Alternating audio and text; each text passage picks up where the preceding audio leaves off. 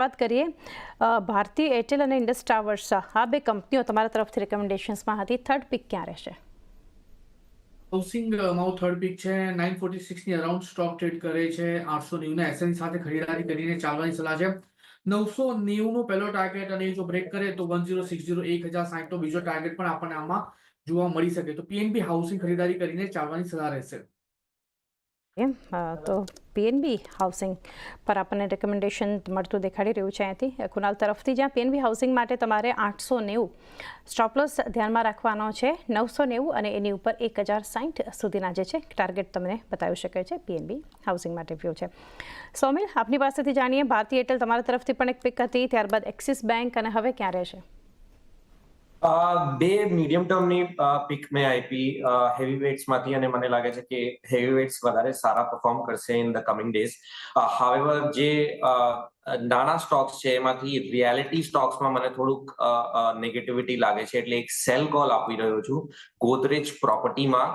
અને આ જે સ્ટોક છે એની અંદર ડેલીમાં એક ફ્લેગ પેટર્ન બન્યો છે, મોમેન્ટમ ઇન્ડિકેટર સેલમાં આવ્યા છે, અને અહીંયાથી મને લાગે છે કે નીચેની તરફ તૂટશે અને એક સારી રેલી નીચેની તરફ જોવા મળશે. એટલે સેલ કરીને ચાલવું.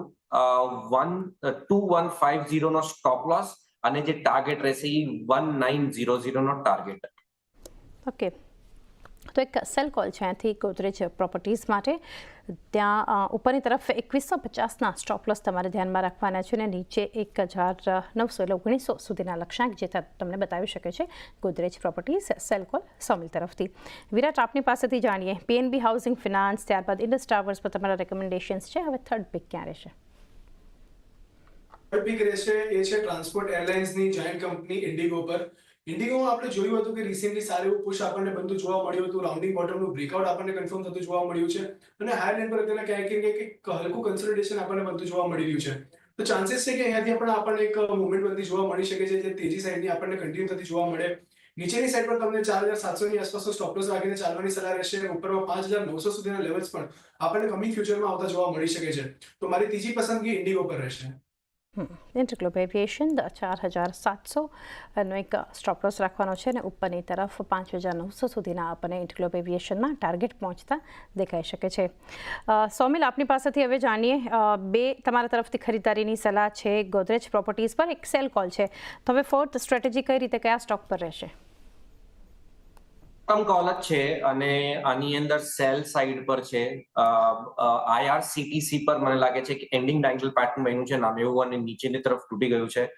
Momentum indicators fresh cell side પર આવ્યા છે, એટલે આની અંદર એક સેલ કોલ રહેશે. સ્ટોપ લોસ આપણે બહુ જ સ્ટ્રિક્ટ રાખવું આની અંદર, અને સ્ટોપ લોસ છે 740 નો, નીચેમાં ટાર્ગેટ 675.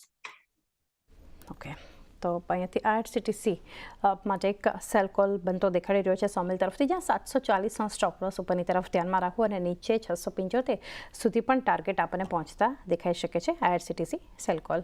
કુનાલ, આપની પાસેથી જાણીએ, હવે લાસ્ટ રેકમેન્ડેશન ક્યાં રહેશે? લાસ્ટ રિકમેન્ડેશન મારું ટાટા કન્ઝ્યુમરમાં રહેશે. 1088 ની અરાઉન્ડ અત્યારે સ્ટોક ટ્રેડ કરે છે. 1030 ના એસએનની સાથે ખરીદારી કરીને ચાલવાની સલાહ છે. ટાર્ગેટની વાત કરીએ તો 1135 નો પહેલો ટાર્ગેટ, જો બ્રેક કરે તો 1210 નો બીજો ટાર્ગેટ પણ આપણને આમાં જોવા મળી શકે. તો ટાટા કન્ઝ્યુમર પર ફોકસ કરીને ચાલવાની સલાહ રહેશે.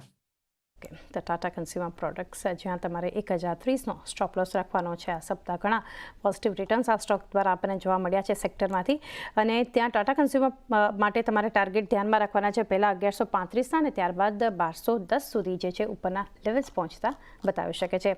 વિરાટ, આપની પાસેથી જાણીએ, હવે કયું કાઉન્ટર રહેશે હવે ફોર્થ પિક? સો મારા તરફથી જે છેલ્લું કાઉન્ટર છે એ છે એડિબલ ઓઇલ્સમાંથી પતંજલિનું કાઉન્ટર. મને ઘણું અટ્રેક્ટિવ લાગી રહ્યું છે કરંટ લેવલ પર. ડેલી ચાર્ટ પર જોઈએ કે વીકલી ચાર્ટ પર હરેક જગ્યા પર આપણને સારી મૂવમેન્ટ બનતી જોવા મળી રહી છે.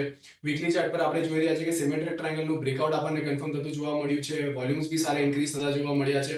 તો ક્યાંક ને કાઉન્ટરમાં છે મોમેન્ટમ આપણને આવતા દિવસોમાં પણ કન્ટિન્યુ થતી જોવા મળી શકે છે. વીકલી ચાર્ટ પર અગર જો વાત કરીએ તો 50 દિવસની એક્સપોનેન્શિયલ મૂવિંગ એવરેજ પાસેથી સારો કોઈ સપોર્ટ લેતો જોવા મળ્યો છે, અને ત્યાંથી કન્ટિન્યુઅસલી આપણને બુલિશ સાઇડની મૂવમેન્ટ બનતી જોવા મળી રહી છે. બુલિશ ચાર્ટ સેટઅપ બી બન્યા છે, હાયર લોની ફોર્મેશન ફોર્મ થઈ રહી છે.